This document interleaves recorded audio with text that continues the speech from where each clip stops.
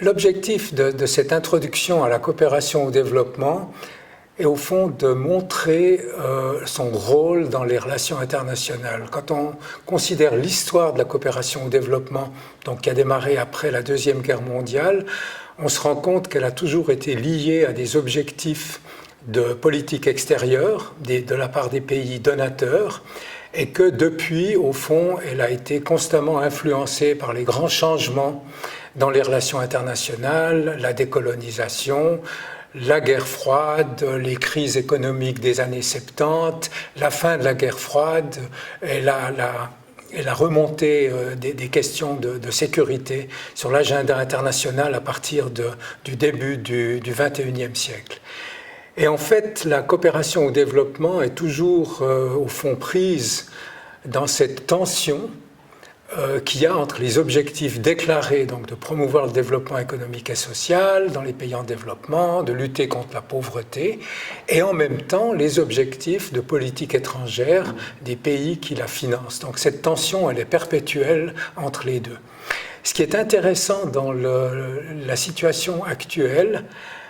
c'est de voir au fond qu'avec l'émergence de ce qu'on appelle les problèmes globaux, que ce soit le changement climatique, que ce soit les problèmes de migration, de violence, etc., avec ces problèmes-là, on se rend compte que les intérêts communs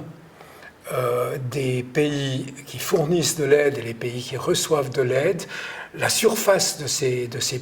ces intérêts communs a tendance à s'accroître. Donc il y a de plus en plus d'intérêts communs. Ça, c'est un peu l'espoir qu'on peut avoir, que dans cette coopération, il n'y aura pas le dilemme de dire est-ce que c'est dans l'intérêt des uns ou des autres, mais en fait de bien identifier les intérêts communs.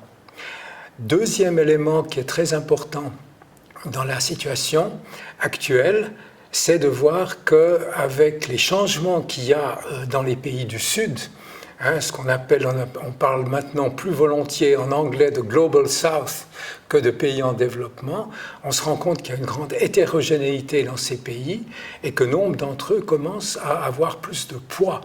dans les relations internationales. Donc il y a un changement au fond dans les relations de pouvoir entre les pays traditionnellement donc riches qui fournissaient de l'aide et les pays à faible revenu ou à revenu moyen. Un autre élément qui est très important, qui est, je l'espère, conjoncturel, mais que ses effets vont durer plus longtemps, c'est évidemment ce qui se passe avec l'incidence de la pandémie, de la gestion de la pandémie. Donc on peut imaginer que cette gestion de la pandémie, cette question de la pandémie, modifie aussi le style de la coopération, le style des relations entre les fournisseurs d'aide et les receveurs d'aide, avec les incidences que ça a eu, le fait que les gens n'ont plus pu voyager dans les pays du Sud, ça a donné en quelque sorte plus de responsabilité, plus de pouvoir aux acteurs locaux et nationaux, dans l'aide humanitaire d'ailleurs, comme dans la coopération au développement. Et la question qu'on peut se poser, c'est est-ce que ces changements seront durables ? Ça, c'est une question qui reste tout à fait ouverte, mais ça va quand même dans le sens de ce qu'on a déclaré vouloir faire depuis longtemps dans le domaine de la coopération, qui était de donner plus de poids, plus d'influence aux pays, aux gouvernements, aux acteurs du Sud dans la coopération. Et le dernier point peut-être qu'on peut mentionner, c'est, en nous référant maintenant aux pays du Nord, du Global North, c'est aussi le rôle important que joue